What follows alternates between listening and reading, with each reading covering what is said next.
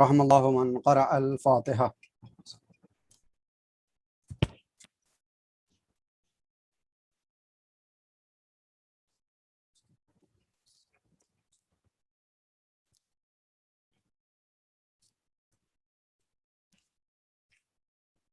حاضرین و سامعین، گزارش ہے کہ ایک مرتبہ سورہ حمد اور 3 مرتبہ سورہ اخلاص کی تلاوت فرما کر مرحوم سید فدا حسین رضوی ابن سید مبارک حسین صاحب اور سید مبارک حسین رضوی ابن سید محمد حسین صاحب کی روح کو حساب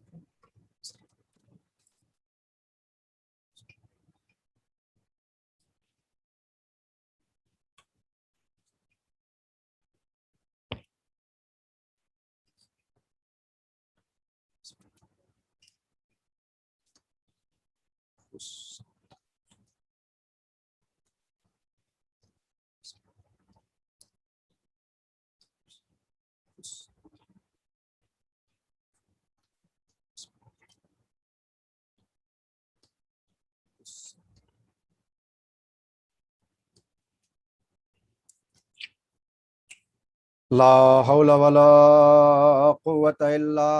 باللہ العلی العظیم۔ اعوذ باللہ من الشیطان اللعین الرجیم، بسم اللہ الرحمن الرحیم۔ الحمد للہ الذی لا یبلغ مدحتہ القائلون ولا یحصی نعماءہ العادون ولا يؤدي حقه المجتهدون الذي لا يدركه بعد الهمم ولا يناله غوث الفتن الذي ليس لصفته حد محدود ولا نعت موجود ولا وقت معدود ولا أجل ممدود، فطر الخلائق بقدرته ونشر الرياح برحمته ووطد بالصخور ميدان أرضه، ثم الصلاة والسلام على النبي المكي المدني الأمي القرشي الهاشمي الأبتهي التهامي، أصله وسيل وفرحه طويل وكنبه كهيل وخلقه عظيم، المعلن الحق بالحق بالقاسم محمد وعلى أهل بيته الطيبين الطاهرين المعصومين المظلومين المنتجبين المنتخبين الذين أذهب الله عنهم الرجس وطهرهم تطهيرا، ولعنة الله على أعدائهم من الآن إلى قيام يوم الدين، أما بعد، فقد قال الله سبحانه تبارك وتعالى في محكم كتابه الحكيم وهو أصدق الصادقين وقوله الحق، بسم الله الرحمن الرحيم، وَلَنَبْلُوَنَّكُمْ بِشَيْءٍ مِّنَ الْخَوْفِ وَالْجُوعِ ونقص من الأموال والأنفس والثمرات وبشر الصابرين الذين إذا أصابتهم مصيبة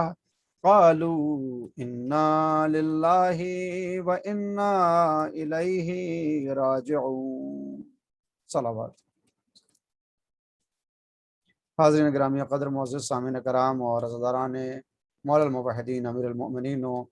سرکار سید الشہداء حضرت امام حسین علیہ السلام اصال ثواب کی غرض سے منعقد اس مجلس کو خطاب کرنے کا شرف حاصل کر رہا ہوں۔ سب سے پہلے آج کے روز کی مناسبت سے اپنی طرف سے اور آپ تمام حضرات کی طرف سے بارگاہ امام زمان میں ان کے جد امجد مولا الموحدین امیر المؤمنین علی بن ابی طالب علیہ السلام کے ایام شہادت اور شبہ شہادت اور روز ضربت کی مناسبت سے پرسا اور تسلیت پیش کرتا ہوں۔ ثانیاً اپنی طرف سے آپ تمام حضرات کی خدمت میں مولا کائنات کی شہادت کے ایام کی مناسبت سے پرسہ پیش کرتا ہوں۔ ساتھ ہی ساتھ خداوند عالم سے دعا گو ہوں کہ میرے اللہ تجھے تیری رحمتوں کا واسطہ، تیری برکتوں کا واسطہ، اس ماہ مبارک ان شبہائے قدر کا واسطہ کہ جس مرحوم کے لیے، جن مرحومین کے لیے یہ مجلس اعظم منعقد کی گئی ہے، ان کے درجات بلند ہیں، ان کو بلندتر فرما، ان کے گناہان کبیرہ اور گناہان صغیرہ سے درگزر کرتے ہوئے جوار رحمت اور جوار معصومین میں جگہ عنایت فرما۔ مرحومین کے ورثہ بالخصوص ان کی اولاد کی خدمت میں اور ان کے اعزہ اور اقارب کی خدمت میں بھی پرسہ پیش کرتا ہوں اس سانحہ ارتحال اور انتقال پر۔ قرآن کریم سے سورہ بقرہ کی 2 آیتیں کہ جن کی تلاوت کا شرف حاصل کیا ہے، جو ایصال ثواب کی مجلس سے بھی مناسبت رکھتی ہیں، اور آج کے روز یعنی ایام شہادت امام علی کے عنوان سے بھی اس آیت کا اپنا ایک مقام ہے۔ آواز آتی ہے وَلَنَبْلَوَنَّكُمْ بِشَيْءٍ مِّنَ الْخَوْفِ وَالْجُوعِ، اور ہم تمہارا امتحان لیں گے، تم کو آزمائیں گے، کبھی تھوڑے سے خوف کے ساتھ اور کبھی تھوڑی سی بھوک کے ساتھ، وَنَقْصٍ مِّنَ الْأَمْوَالِ، اور کبھی یہ تمہارا مال کم ہو جائے گا، وَالْأَنفُسِ، اور کبھی تمہارے گھر سے جنازے نکلنے لگیں گے، جانوں کی کمی ہونے لگے گی، وَالثَّمَرَاتِ، اور کبھی یہ نعمات خدا ہوں گی جو تم سے ہم چھین لیں گے یا ان کو کم کر دیں گے۔ اور جب یہ بظاہر آزمائش تمہاری ہوگی اور تم کو یہ محسوس ہوگا کہ یہ بلا ہے، یہ وبا ہے، یہ مصیبت ہے، تو پھر ہم دیکھیں گے کہ ان مصیبتوں کے اوپر صبر کرنے والا کون ہے اور شکایت اور فریاد کرنے والا کون ہے۔ وَبَشِّرِ الصَّابِرِينَ، پیغمبر آپ اعلان کر دیجئے اور بشارت دے دیجئے ان کو کہ جو صبر کرنے والے ہیں۔ اب سوال یہ پیدا ہوتا ہے کہ یہ کون ہے صبر کرنے والے جن کے لیے بشارت آ رہی ہے قرآن کریم میں اور پیغمبر بیان کرتے ہیں وَبَشِّرِ الصَّابِرِينَ کے حکم کے تحت کہ جو صبر کرنے والے ہیں ان کو جنت کی بشارت ہے، ان کو نیکیوں کی بشارت ہے، ان کو انعام کی بشارت ہے، ان کو اکرام اور ان کو بہشت کی نعمات کی بشارت پیغمبر اعظم دینا چاہتے ہیں۔ آخر یہ کون افراد ہیں جو ان تمام چیزوں کے اوپر صبر کرتے ہیں؟ اگلی آیت میں آواز آئی الذین اذا اصابتہم مصیبہ قالوا انا للہ و انا الیہ راجعون، یہ وہ افراد ہیں صبر کرنے والے کہ جب ان کے اوپر کوئی مصیبت پڑتی ہے اور یہ مصیبت میں گرفتار ہو جاتے ہیں، قالو، تو یہ سب کہتے ہیں انا للہ، ہم اللہ کے لیے ہیں، و انا الیہ راجعون، اور ہمیں اللہ کی طرف پلٹ کے جانا ہے۔ لہٰذا معلوم یہ ہوا کہ صبر کی پہلی نشانی یہ ہے کہ جب مصیبت آئے تو بندہ فریاد نہ کرے، شکایت نہ کرے، جزا و فضا نہ ہو، بلکہ وہ صبر کرتے ہوئے اپنی حقیقت اور اپنی ابتدا اور اپنی انتہا کی طرف متوجہ ہو کے کہے کہ ہم آئے بھی اللہ کی طرف سے تھے، ہمیں جانا بھی اللہ کی طرف ہے۔ یہ ہماری ذات جو اللہ نے ہمیں وجود بخشا ہے، جو روح بخشی ہے، جو جسم بخشا ہے، جو ہمارے پاس نفس ہے، یہ سب ادھر سے ہم کو عطا ہوا ہے، لہٰذا یہ ہمارا ذاتی نہیں ہے، چونکہ کسی نے ہم کو دیا ہے، لہٰذا ایک دن ہم کو اس کو واپس کرنا ہے، اور وہ وہی ذات ہے کہ جو پاک پروردگار یعنی ہمارا رب کہلاتا ہے، اور ہم کہتے ہیں انا للہ و انا الیہ راجعون، ہم اللہ کے لیے ہیں۔ نہ صرف یہ کہ ہم اللہ کی طرف سے آئے ہیں، بلکہ جب تک اس دنیا کے اندر ہم کو اللہ نے حیات دی ہے، روح میں بخشی ہے، جو زندگی دی ہے، یہ پوری زندگی بس اور بس اور بس اللہ کے کام آنا چاہیے، اس لیے کہ انا للہ، ہم اللہ کے لیے ہیں۔ جو جس کے لیے ہوتا ہے وہ اس کے فرامین کے اوپر عمل کرتا ہے۔ تو اب اگر ہم اللہ کے لیے ہوں تو پھر ہمیں اپنے کردار کو تلاشنا ہوگا کہ کیا اوامر خدا یعنی جو خدا ہمیں حکم دیتا ہے ان کو ہم انجام دے رہے ہیں یا نہیں دے رہے ہیں۔ خداوند عالم جن باتوں سے ہمیں روک رہا ہے، آیا ہم ان باتوں سے رک رہے ہیں یا نہیں رک رہے ہیں؟ اگر ہم اللہ کے فرامین کے اوپر عمل کر رہے ہیں، اس کے نواہی سے رک رہے ہیں، تو اس کا مطلب یہ ہے کہ انا للہ۔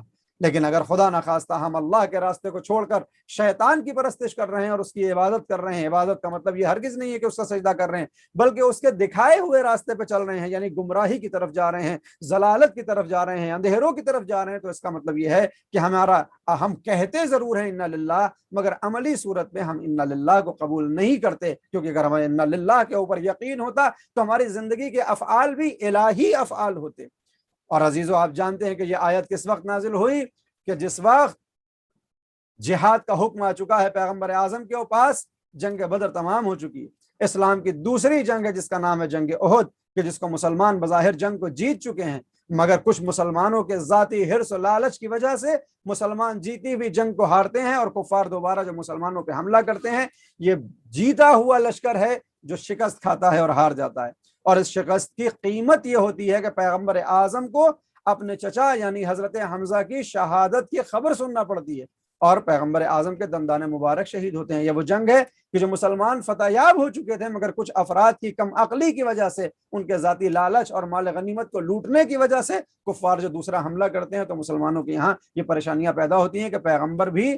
زخمی ہوتے ہیں، مجروح ہوتے ہیں، اور حضرت حمزہ کو قتل کیا جاتا ہے۔ نہ صرف یہ کہ قتل کیا جاتا ہے بلکہ یزید کی دادی حضرت حمزہ کے سینے کو چاک کر کے ان کے جگر کو چباتی ہے، جس کی وجہ سے جگر خار اس کو لقب دیا جاتا ہے۔ اور جب یہ خبر پیغمبر اعظم اور مولا الموحدین تک پہنچی کہ آپ کے چچا دنیا سے جا چکے ہیں، شہید ہو گئے ہیں جنگ احد کے معرکے میں، تو پیغمبر اعظم نے دیکھا کہ علی ہیں کہ جو ایک گوشے میں کھڑے ہوئے آنسو بہا رہے ہیں، اور کسی نے یہ بھی کہتے ہوئے سنا کہ فرماتے ہیں انا للہ و انا الیہ راجعون، اس لیے کہ یہ جو خبر آئی ہے بظاہر یہ مصیبت ہے، یہ جو خبر آئی ہے یہ بظاہر آزمائش ہے، کیونکہ ایک چچا ہے کہ جو اتنی محبت کرتا ہے کہ جنگ میں آگے آگے رہتا ہے، اسلام کا ناصر اور مددگار ہے۔ مولا کائنات سے صرف حضرت حمزہ کی محبت کا سبب یہ نہیں ہے کہ وہ چچا ہیں، بلکہ یہ بھی ایک محبت کا سبب ہے کہ جس طرح سے مولا الموحدین ناصر رسول ہیں، اسی طرح سے حضرت حمزہ بھی ناصر رسول ہیں۔ جس طرح مولا کائنات اپنی جان کی بازی لگاتے ہیں تاکہ دین کو عروج مل جائے، ویسے ہی حضرت حمزہ نے اپنی پوری زندگی کہ جب سے اسلام لائے اور اپنی زندگی کے آخری روز یعنی جنگ احد تک اسلام کی ارتقاء کیسے ہو، لوگوں کو کیسے انسانیت کی طرف بلایا جائے، لوگوں کو کیسے اسلام کی طرف بلایا جائے، اسی فکر میں لگے رہتے ہیں۔ لہٰذا ہم منصب بھی بظاہر نظر آتے ہیں اس ایک معاملے میں، لہٰذا مولا کائنات کو یہ دشوار گزرا ہے، مولا کائنات کو یہ دشوار گزر رہا ہے کہ حضرت حمزہ اس دنیا سے چلے گئے۔ اب مولا کائنات ہیں جو کہہ رہے ہیں انا للہ وَإِنَّا إِلَيْهِ رَاجِعُونَ۔ اس خبر غم کو سننے کے بعد میں بس یہی کہوں گا کہ ہم اللہ کے لیے ہیں اور ہمیں اللہ کی طرف پلٹ کے جانا ہے۔ اور اب جو آنسو بہا رہے ہیں تو پیغمبر اعظم نے، یہ بعض روایات میں ملتا ہے، میں نے کتابوں میں دیکھا ہے، پیغمبر اعظم کا سوال یہ ہے کہ یا علی تم آنسو کیوں بہا رہے ہو؟ کیا حمزہ کے جانے نے تم کو غمگین کر دیا ہے؟ کیا حمزہ کی شہادت نے تم کو رنجیدہ کر دیا ہے؟ اور اب جملہ سنیے، مولانا مباحدین فرماتے ہیں کہ میں اپنے چچا کے دنیا سے جانے کی وجہ سے رنجیدہ نہیں ہوں، مجھے معلوم ہے، یہ یقیناً ہر امام جانتا ہے کہ شہادت کا درجہ کیا ہے، جو راہ خدا میں شہید ہوتا ہے اللہ اس کو کیا مرتبہ دیتا ہے، یہ ان کو معلوم ہے۔ مولا کہتے ہیں کہ میں اپنے چچا کے جانے کی وجہ سے رنجیدہ ہوں، اس لیے آنسو بہا رہا ہوں، ایسا نہیں ہے، بلکہ میں افسوس کر رہا ہوں کہ میرا چچا حمزہ شہادت کے درجے پہ فائز ہو گیا اور میں شہادت سے محروم رہ گیا۔ بلکہ ہونا تو یہ چاہیے تھا کہ آج میدان جنگ میں شہید ہو جاتا تاکہ سرخرو ہو جاتا اور اس اصلی مقام تک پہنچ جاتا، اس مقام تک پہنچ جاتا کہ جہاں سعادتیں حاصل ہوتی ہیں،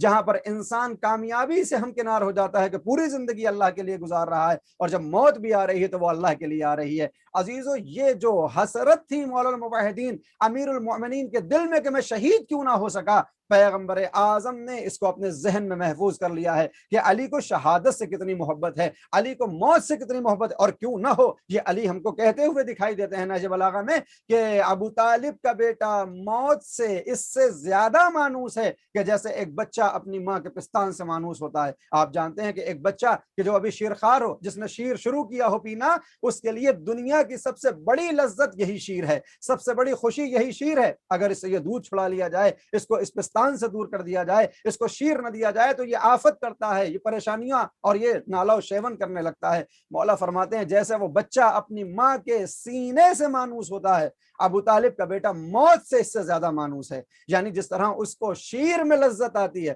جیسے اسے ماں کے پستان سے ملنے والی غذا سے لذت محسوس ہوتی ہے اور وہ محظوظ ہوتا ہے، اسی طرح سے علی کے لیے موت ہے کہ یہ موت آ جائے یا علی موت کے اوپر چلا جائے، کیا فکر ہوتی ہے، کیا فرق پڑتا ہے۔ لہٰذا مولا کائنات کا یہ جو انداز ہے اور یہ جو تمنا ہے اور یہ جو حسرت ہے، پیغمبر اعظم جب دنیا سے جانے والے ہیں تو اپنی دنیا سے جانے کے کچھ وقت پہلے مولا کائنات کو بلا کر کچھ باتوں سے آگاہ کرتے ہیں اور آنے والے حالات کے متعلق مولا کائنات کو خبردار کرتے ہیں، اور ان تمام واقعات میں کہ جب بتاتے ہیں کہ تمہارا امتحان ہوگا، تمہارے دروازے پہ آگ و لکڑی لے کے مسلمان جمع ہوں گے، زہرا کے پہلو کے اوپر دروازہ گرایا جائے گا، وہیں پر ایک خبر یہ بھی دی جاتی ہے کہ یا علی تمہیں معلوم ہے کہ ماہ رمضان مبارک میں تمہارے خون سے تمہاری داڑھی کو رنگین کیا جائے گا، تمہیں شہید کر دیا جائے گا، زہر بجھی ہوئی تلوار تمہارے سر پہ گرے گی، یا علی تم شہید ہو جاؤ گے۔ پیغمبر اسلام جب تک یہ واقعات سناتے رہے، مولا کائنات سنتے رہے،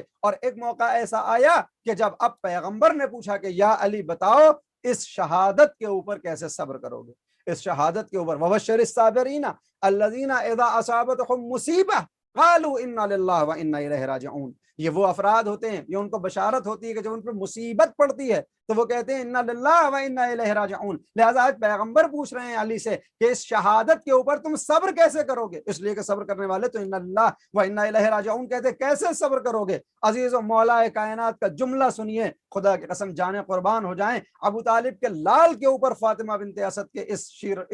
اس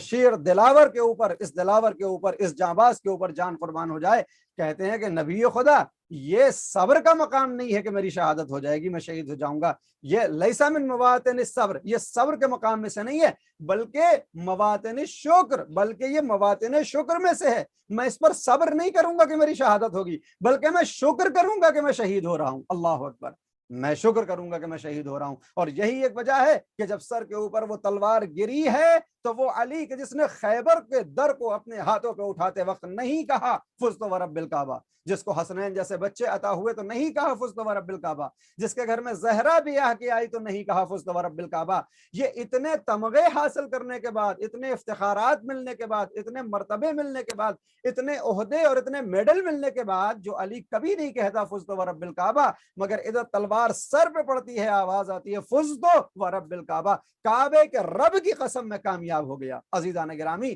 انسان کب کامیاب سمجھتا ہے اپنے آپ کو؟ جب وہ اپنے مقصد تک پہنچ جاتا ہے۔ آپ ایک طالب علم سے، ایک اسٹوڈنٹ سے پوچھے کہ صاحب کہ تمہارا مقصد کیا ہے، تم کامیاب کب ہوگے؟ تو وہ اپنا ایم بتاتا ہے کہ صاحب میرا ایم یہ ہے، میں یہاں تک پہنچوں گا تو سمجھوں گا میری زندگی کامیاب ہو گئی۔ آپ ایک کشاور سے پوچھیے کہ بھائی کامیابی کیا ہوتی ہے، تو وہ اپنی کامیابی کا ایک راز بتائے گا کہ میں یہ محنت کرتا ہوں اس کھیت میں، یہ مجھے پلٹ کے کچھ گندم کے دانے مل جائیں، کچھ اناج مل جائے تو میں سمجھوں گا میری محنت کامیاب ہو گئی۔ اسی طرح سے ہر انسان سے کامیابی کی جب آپ ڈیفینیشن پوچھتے ہیں تو وہ آپ کو الگ الگ کہتا ہوا دکھائی پڑتا ہے۔ لیکن یہاں مولا کائنات کہ جن کو نہ جانے کیا کیا ملا ہے، آپ کو امامت ملی ہے، آپ کو ولایت ملی ہے، آپ کو عصمت ملی ہے، آپ ابو الائمہ ہیں، آپ شوہر بطول ہیں، آپ پیغمبر اعظم کے بھائی ہیں، ان کے ولی، ان کے ناصر، ان کے جانشین، ان کے خلیفہ ہیں، جن کے پاس آدم کا علم بھی ہے اور حضرت موسیٰ جیسی ذکاوت بھی ہے۔ لیکن ان تمام تمغوں کے اوپر کبھی علی نے نہیں کہا کہ وہ کامیاب ہوا۔ یعنی علی کی نگاہ میں یہ ساری چیزیں ہیچ ہیں اگر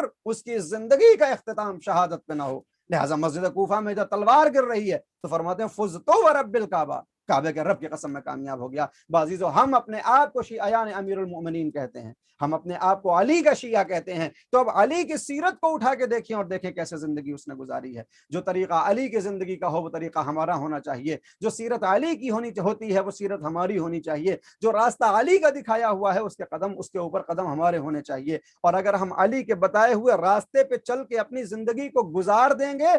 تب جا کے ہم کہہ سکتے ہیں کہ ہم علی کے سچے چاہنے والے ہیں۔ لیکن اگر ہم اپنے ذوق، اپنے شوق، اپنی مرضی سے اللہ کی معصیت کرتے رہیں اور شیطان کی عبادت اور پرستش اور اس کے حکم کو مانتے رہیں اور یہ دعویٰ ہو کہ ہم علی کے چاہنے والے ہیں، تو ہرگز ہم علی کے چاہنے والے نہیں ہیں۔ اس لیے کہ ہم کم از کم روزانہ 3 مرتبہ اذانوں میں یہ گواہی دیتے ہیں، ہم خود گواہی دیتے ہیں اس گناہگار زبان سے کہ اشہد ان امیر المؤمنین و امام المتقین، یا علی وہ ہے کہ جو مومنین کا امیر ہے اور متقین کا امام ہے۔ لہٰذا اب حضرت علی ہر انسان کے امام نہیں ہو سکتے، مولا کائنات ہر انسان کے امیر نہیں ہیں، بلکہ وہ مومن کے امیر ہیں، بلکہ وہ متقی کے امام ہیں۔ تو اب اگر علی کی امامت کو حاصل کرنا ہے تو اپنے اندر تقویٰ پیدا کرنا ہوگا، اگر علی کو اپنا امیر بنانا ہے تو اپنے آپ کو مومن بنانا پڑے گا۔ اور مومن وہ ہوتا ہے کہ جو دنیا میں رہ کر دنیا کے متعلق فکر نہیں کرتا، بلکہ اس کا ہر عمل آخرت کے لیے ہوتا ہے۔ وہ جاگتا بھی ہے تو اس کی نگاہوں میں آخرت ہوتی ہے،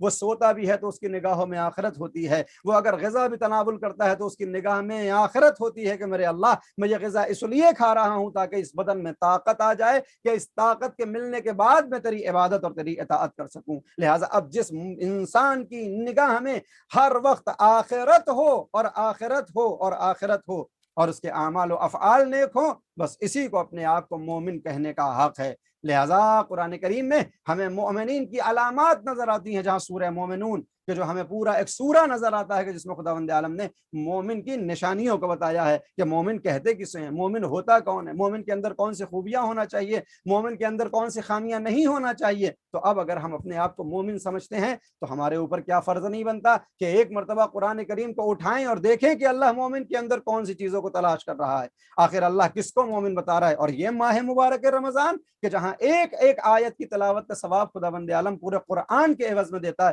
کہ تم نے ایک آیت قرآن کی پڑھ لی تو ہم تمہیں ثواب پورے قرآن کا دے رہے ہیں۔ یہ وہ مہینہ ہے بابرکت، خداوند عالم مرحوم کے درجات کو بلند فرمائے، جن مرحومین کے لیے مجلس اعظم منعقد کی گئی ہے میرے اللہ ان کے درجات کو بلند فرما دے اس ماہ مبارک کے صدقے میں۔ مگر آج ہم زندہ ہیں، وہ دنیا سے جا چکے ہیں، ہم زندہ افراد کے اوپر یہ فرض ہے جہاں کہ ہم اپنی فکر کریں، اپنے اعمال اور اپنے افعال کی طرف نگاہ ڈالیں، وہیں ہمارے اوپر اخلاقی طور سے یہ بھی فرض بن جاتا ہے کہ ہم اپنے جانے والوں کو بھی اپنے ثواب میں یاد رکھیں۔ یعنی جب کوئی مستحب عمل کریں تو خود بھی ثواب حاصل کریں اور اس عمل میں ان مرحومین کو بھی شامل کریں کہ جو آج چاہ کر بھی نیک اعمال انجام نہیں دے سکتے۔ خدا کا شکر کرنا چاہیے کہ اس نے ہمیں زندگی دی ہے، اس نے ہمیں حیات دی ہے، اس نے ہمیں موقع دیا ہے، ہم جیسے چاہتے ہیں اللہ کی عبادت کرتے ہیں، ہم جب چاہتے ہیں نماز پڑھ لیتے ہیں۔ نہ جانے کتنے افراد قبر کے گڑھوں سے افسوس کر رہے ہیں، حسرت کر رہے ہیں کہ میرے اللہ ہمارے پاس موقع نہیں ہے، ماہ رمضان مبارک ہے مگر موت طاری ہو چکی ہے، ہم روزہ نہیں رکھ سکتے،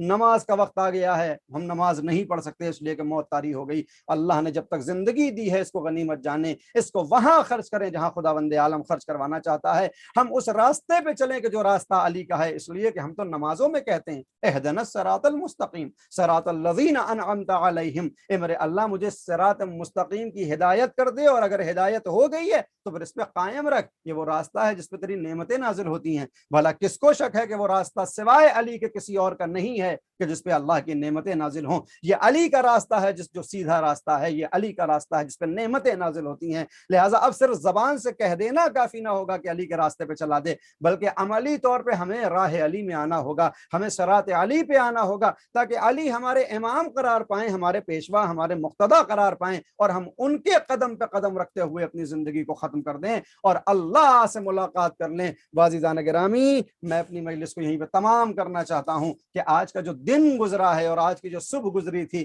یہ وہ صبح تھی جو قیامت کی صبح ہے، کہ جب دنیا کے کائنات کے سب سے بہتر انسان کے سر کے اوپر کائنات کے سب سے بدتر انسان شخص نے تلوار کو چلایا ہے، تلوار کو لگایا ہے اور وار کیا ہے، اور یہ وہ تلوار ہے جو زہر حلاحل میں ڈوبی ہوئی ہے۔ آپ جانتے ہیں کہ مولا کائنات کا طریقہ یہ ہے ماہ رمضان میں کہ ہر روز اپنے ایک بیٹے یا ایک بیٹی کے یہاں جاتے ہیں اور افطار اور کھانا اس کے یہاں تناول کرتے ہیں۔ جب 18 میں ماہ رمضان آئی، یعنی کل کا روز جو 18 ماہ رمضان تھا، اس کا افطار بی بی ام کلثوم کے یہاں مولا کائنات کو کرنا ہے۔ افطار کے وقت بی بی کلثوم کے یہاں ہیں، کھانا تناول کرتے ہیں، اور آج مولا کائنات غذا کو نہیں لے رہے ہیں اتنا جتنے ان کے بدن کو چاہیے ہے۔ اور جب بیٹی کہتی ہے کہ بابا آپ غذا کم لے رہے ہیں، آخر وجہ کیا ہے؟ تو پھر مولا کائنات ہے کہ جو رات کی تاریکی میں ستاروں کو دیکھ رہے ہیں، آسمان کو دیکھ رہے ہیں، اور بیٹی پوچھ رہی ہے بابا آج بہت پریشان معلوم ہوتے ہیں، آپ بستر پہ بھی نہیں ہیں اور آپ بار بار آ کے آسمان کو دیکھ رہے ہیں، وجہ کیا ہے؟ ارے میں صبح کا انتظار کر رہا ہوں کہ صبح طلوع ہو جائے، میں صبح کا انتظار کر رہا ہوں کہ صبح طلوع ہو جائے اور میں مسجد کی جانب چلا جاؤں۔ لیجیے عزیزان گرامی، رات تمام ہونے لگی اور صبح کا جو وقت آنے لگا تو مولانا مفاہدین یہ وہ علی ہے جس کی مظلومیت پیغمبر کی رحلت اور شہادت کے بعد سے شروع ہوئی ہے۔ آپ جانتے ہیں کہ پیغمبر کے دنیا سے جانے کے بعد علی کے اوپر بڑے ظلم ہوئے ہیں، علی کی زوجہ پہ بڑے ظلم ہوئے ہیں، علی کے گھر کے دروازے کے اوپر آگ و لکڑی لے کے مسلمان جمع ہوئے، زہرا کے پہلو پہ دروازہ گرایا گیا ہے۔ علی اس مظلوم ہستی کا نام ہے جس کے پاس طاقت بھی ہے، جو شجاع ترین عرب ہے، جو عرب کا سب سے بہادر انسان ہے، مگر وہ اپنے اوپر ظلم بظاہر ہوتے ہوئے دیکھ رہا ہے مگر خاموش ہے، اس لیے کہ دین کی محافظت کرنا ہے، اس لیے کہ اسلام کی محافظت کرنا ہے، اس لیے کہ پیغمبر سے کیا ہوا وہ وعدہ ہے کہ نبی خدا کبھی علی اپنے مفاد کے لیے تلوار کو نہ اٹھائے گا۔ روایتیں بتاتی ہیں کہ ایک روز جب مولا کائنات مدینے کی گلیوں سے واپس گھر کی جانب آئے اور زہرا نے دیکھا کہ علی کا چہرہ ذرا سا جھکا ہوا ہے، سر جھکا ہوا ہے، تو پوچھا اور یہ کہا کہ اے ابو الحسن تم پر سلام ہو، میں نے یہ سنا ہے کہ مدینے کے مسلمانوں نے تمہیں سلام کرنا چھوڑ دیا ہے۔ وہ علی جو فاتح خیبر و خندق ہے، وہ علی کے جس کے ذریعے سے اسلام کی بنیادیں رکھی گئیں، وہ علی کہ جس کے ذریعے سے اسلام کا پرچم بلند ہوا، جس کے ذریعے سے حیوانوں کو انسان بنایا گیا، وہ علی آج مسلمانوں کے درمیان ہے اور مسلمان سلام نہیں کرتے۔ یا علی، میں نے سنا ہے کہ مسلمان تمہیں سلام نہیں کرتے۔ عزیزو جملہ سنیے، علی کہتے ہیں بی بی اگر مسلمان علی کو سلام نہ کریں تو علی کو کوئی اعتراض نہیں ہے، مگر اب معاملہ تو یہاں تک آ چکا ہے کہ اب اگر علی کسی کو سلام کرتا ہے تو مسلمان جواب نہیں دیتا، مگر اس کے باوجود علی صبر کر رہے ہیں۔ اور ایک وہ موقع آ رہا ہے کہ جب حضرت زہرا دنیا سے جاتی ہیں اور مولا کائنات غسل و تکفین کے لیے زہرا کے جنازے کو اٹھاتے ہیں، اور ایک مرتبہ چیخ مار کے جو روتے ہیں تو کسی نے پوچھا یا علی آپ تو صبر کا پیکر ہیں، آپ تو صبر کا پہاڑ ہیں، آخر آپ کو یہ رونے کی نوبت کیوں آئی؟ تو فرمایا کہ زہرا کے پہلو پہ ایک زخم ایسا تھا کہ جس کو مجھ سے چھپائے تھی زہرا، آج زہرا کے بدن کا وہ لباس زہرا کے بدن سے اس طرح چسپیدہ ہے کہ میری ہمت نہیں ہوتی کہ زہرا کے لباس سے اس پارچے کو کیسے جدا کروں، میں اس کو دیکھ کے صبر نہ لا سکا۔ وہ علی ہے جو حضرت زہرا کو اپنے ہاتھوں سے دفن کر رہا ہے، آج اسی علی کو اس دنیا سے جانا ہے۔ لیجئے مسجد میں علی آ چکے ہیں، ظالم و جابر سویا ہوا ہے، مولا کائنات کہتے ہیں کہ نماز کا وقت ہے، اٹھ جا اور نماز پڑھ لے۔ یہ کہنے کے بعد مولا الموحدین محراب میں آتے ہیں اور ادھر سجدہ خالق میں سر رکھا ہے، اور ایک ظالم ہے جو مولا المتقین کے سر کے اوپر ایسا وار کرتا ہے کہ اب علی اس بار کی تاب نہ لا سکے۔ ایک مرتبہ آواز دی فزتو ورب الکعبہ، کعبے کے رب کی قسم میں کامیاب ہو گیا، بیٹا حسن نماز کو تمام کرو۔ لیجئے امام حسن نے نماز کو تمام کروایا، نماز کے بعد کمبل میں لے کر حسن و حسین علی کے جنازے کو بظاہر لے کے چل رہے ہیں گھروں کی جانب، اور اب جو کوفے میں مولا کائنات کے گھر کی طرف یہ جنازہ جا رہا ہے، جو ابھی جنازے کی صورت میں ہے، مولا ابھی باحیات ہیں، مگر اس طرح سے بے کسی کے عالم میں حسنین علی کو لے کے جا رہے ہیں کہ زینب کی جو نگاہ پڑی ایک مرتبہ چیخ مار کے رونے لگی۔ میں کہوں گا بی بی آج تم نے علی کا جنازہ دیکھا ہے کہ تمہارے بھائی ہیں حسنین کریمین، ارے لے کر آ رہے ہیں علی کے جسم اطہر کو، تم تاب نہ لا سکی۔ ارے اس وقت کیا ہوگا جب تمہارا بھیا زخموں سے چور ہوگا، صبح سے عصر تک 72 لاشیں لا چکا ہوگا، اور ایک وہ وقت آ جائے گا کہ جب زخموں سے چور جنگ و جہاد کر رہا ہوگا اور پھر سجدہ خالق میں سر ہوگا، اور تم قلعہ زینبیہ سے یہ دیکھ رہی ہوگی کہ شمر دل جوشن اپنے کند خنجر لے کے آگے بڑھ رہا ہے، اور اب یہ کند خنجر ہے جو حسین مظلوم کربلا کے سر اور بدن میں جدائی کر رہا ہے۔ اے زینب تم کیسے تاب لاؤ گی؟ تاریخ بتاتی ہے کہ جب یہ عالم دیکھا حضرت زینب نے ایک مرتبہ آواز دی، اے سعد کے بچے تو یہ دیکھ رہا ہے کہ میرا ماجایا 3 دن کا بھوکا اور پیاسا شہید کیا جا رہا ہے، تو خاموشی سے کھڑا ہوا ہے، مجھے بتا تو صحیح میرے بھیا کی خطا کیا تھی؟ کوئی آواز نہیں آتی۔ تاریخ نے دیکھا کہ زمین کربلا پہ زلزلہ آ گیا ہے، حسین کے سر کو نو کے نیزہ پہ بلند کیا گیا ہے، ایک بھتیجا ہے بیمار جو وارث حسین ہے، ایک مرتبہ پھوپھی اماں سے کہا کہ ذرا خیمے کا پردہ تو ہٹائیے، دیکھیں کیا قیامت آ گئی۔ اب جو خیمے کا پردہ ہٹا، کیا دیکھا؟ حسین مظلوم کربلا کا سر نو کے نیزہ پہ بلند ہے۔ لیجئے عزیزو السلام علیکہ یا ابا عبداللہ، السلام علیکہ یا ابن رسول اللہ کہہ کے پیغمبر کے اس بیٹے کو سلام کیا عابد بیمار نے۔ اے پھوپھی اماں آپ کا بھائی قتل ہوا، پنجتن کا خاتمہ ہو گیا، آج حسین بھی اس دنیا سے چلے گئے، جن کے صدقے میں یہ کائنات بنائی گئی تھی، جو مرکز و محور کائنات تھے، آج وہ سلسلہ ختم ہو گیا ہے۔ میں کہوں گا اے عابد بیمار، ارے سلسلہ تو ختم ہوا ہے پنجتن کی شہادت کا، مگر ابھی امتحان کا تو سلسلہ جاری رہے گا۔ ابھی تمہیں کربلا سے کوفہ جانا ہے، کوفہ سے شام جانا ہے، اور یہ وہ کوفہ وہ شہر ہوگا کہ جہاں کل تک شہزادی کی صورت سے زینب نے زندگی گزاری ہے علی کی خلافت کے وقت میں، آج وہی شہزادی ہوگی جو کوفے کے اندر اسیروں کی مانند لائی جائے گی۔ وہ علی کہ جو کسی اسیر کی تنابوں کو اگر بندھا ہوا دیکھتے تھے تو کہتے تھے کہ اس کو آرام دے دو، اس کی تنابوں کو اتنا نہ کسو کہ اس کو زحمت ہونے لگے، آج اس کی بیٹی ہوگی جس کے ہاتھوں میں جس کی باہوں میں رسن بندھی ہوگی، آج اس کے گھر کے بچے ہوں گے جن کے تماچے لگائے جا رہے ہوں گے، اور ایک منادی ہوگا جو ندا دے گا کہ آؤ تماشوائنو، آؤ دیکھو علی کی بیٹی کو اسیر کر کے لائے ہیں، حسین کا کا سر کاٹ کے آئے ہیں، یہ علی کی بیٹیاں ہیں جن کو دربار میں داخل کیا جا رہا ہے۔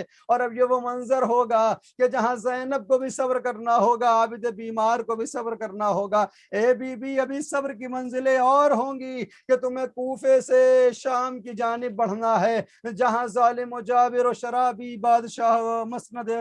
حکومت پہ بیٹھا ہوگا، اور تم کو اس کے اوپر صبر بھی کرنا ہوگا۔ انا للہ و انا الیہ راجعون، رضم بقضائہ و تسلیما لامرہ، سیعلم الذین ظلموا ای منقلب ینقلبون۔ حضرات ایک مرتبہ پھر گزارش ہے کہ ایک سورہ حمد اور 3 مرتبہ سورہ اخلاص کی تلاوت فرما کر مرحوم سید فدا حسین رضوی ابن سید مبارک حسین رضوی صاحب اور سید مبارک حسین ابن سید محمد حسین رضوی صاحب کی روح کو رسالت